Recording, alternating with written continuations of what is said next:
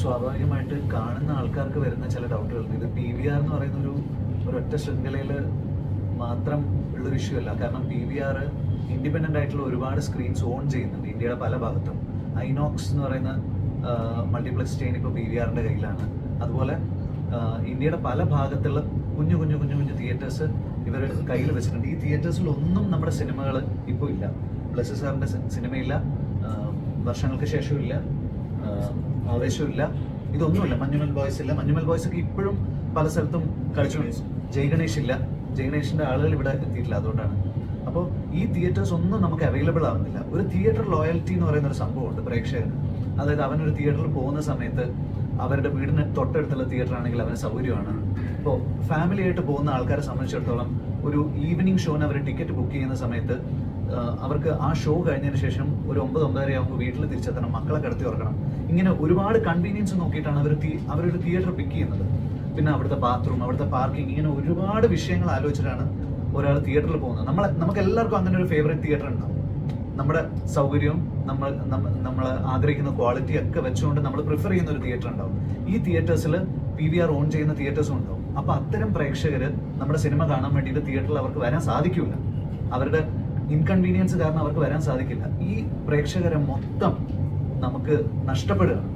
അതൊരു വലിയ നഷ്ടം തന്നെയാണ്. കാരണം ഞങ്ങൾ ഹൃദയം എന്ന് പറയുന്ന സിനിമ ചെയ്യുന്ന സമയത്ത് സൺഡേ ലോക്ക്ഡൗൺ ഉണ്ടായ സമയത്ത് തിയേറ്ററുകാർ എത്ര പേര് എന്നെ വിശാഖിനെ വിളിക്കുമായിരുന്നു എന്ന് പറയും. ഓരോ തിയേറ്റേഴ്സും വിളിച്ചിട്ട് പറയും, നിങ്ങൾ OTT സൺഡേ ലോക്ക്ഡൗൺ വരുന്നതിന് മുമ്പുള്ള സമയമാണ്, നിങ്ങൾ OTT കൊടുക്കരുത്, ഈ സിനിമ തിയേറ്ററിൽ റിലീസ് ചെയ്യണം. ഞങ്ങൾ അവരുടെ കൂടെ നിന്നു, പല തിയേറ്റേഴ്സിൻ്റെയും കൂടെ നിന്നു. വിശാഖിന് ട്രിപ്പിൾ പ്രോഫിറ്റ് കിട്ടാനുള്ള OTT ഓഫർ ഉണ്ടായിരുന്നു.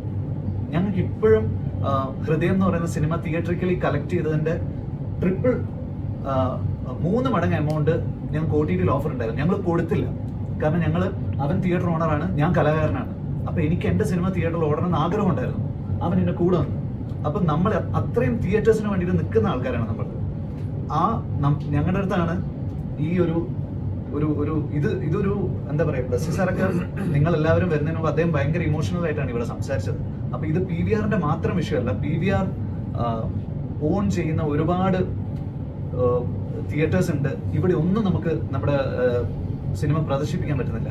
അപ്പോൾ അത് വളരെ വേദനയോട് കൂടിയിട്ടാണ് ഞാനത് പറയുന്നത്. ഞാൻ ഇത്രയും സംസാരിക്കാത്ത ആളാണ്. അപ്പോൾ ഈ ഇഷ്യൂ ജനങ്ങളിലേക്ക് എത്തിക്കുക. ഇതൊരു പണമുണ്ടാക്കുന്ന ആളുകളിൽ നിന്ന് സംസാരിക്കുന്ന കാര്യമല്ല. ഇത് കുറെ കലാകാരന്മാരുടെ പ്രശ്നമാണ്. അത് ആ രീതിയിൽ തന്നെ പൊതുസമൂഹം എടുക്കണം എന്ന് ഞാൻ പറയുകയാണ്. Thank you. ഇവിടെ മാത്രമല്ലല്ലോ, ഞാൻ പറഞ്ഞല്ലോ 100 ചില്ലാനം തിയേറ്ററുകളിൽ ഇതിന്റെ ഒരു സാമ്പത്തിക കണക്ക് നിങ്ങൾ വിടും.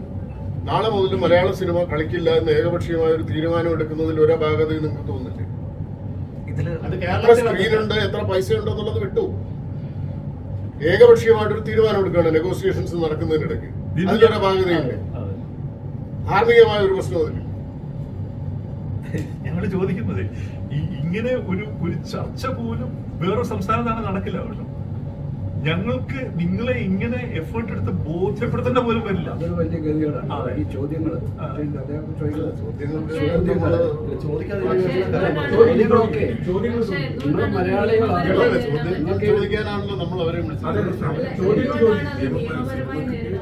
നിയമപരമായി നേരിടാം. പക്ഷെ ഞാൻ പറഞ്ഞ ഒരു കാര്യമുണ്ട്, നമുക്ക് സ്പാൻ എന്ന് പറയുന്നത് എത്രയാ, വളരെ കുറച്ചാണ്.